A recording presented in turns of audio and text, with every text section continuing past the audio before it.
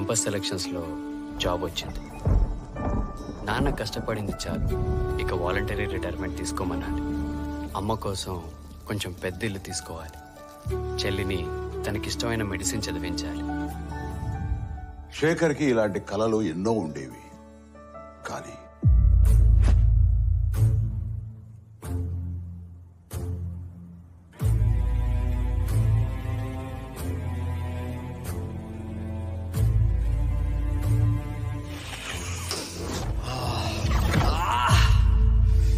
Drugs అలవాటయ్యాక శేఖర్కి తన కలలతో పాటు జీవితంలో మరెన్నో దూరం అయ్యాయి. అమ్మా, స్టోర్కి వెళ్ళొస్తానమ్మా. ఇలా ఒక్క శేఖరే కాదు, ఎందరో యువత యువకులు ఈ డ్రగ్స్ గా ఆకర్షితులై తమ జీవితాల్ని నాశనం చేసుకుంటారు.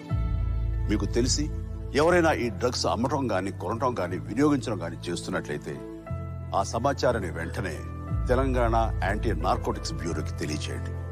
మీరు చేయాల్సిన ఫోన్ నెంబర్ 8712671111. మీ వివరాలు గోప్యంగా ఉంచబడతాయి.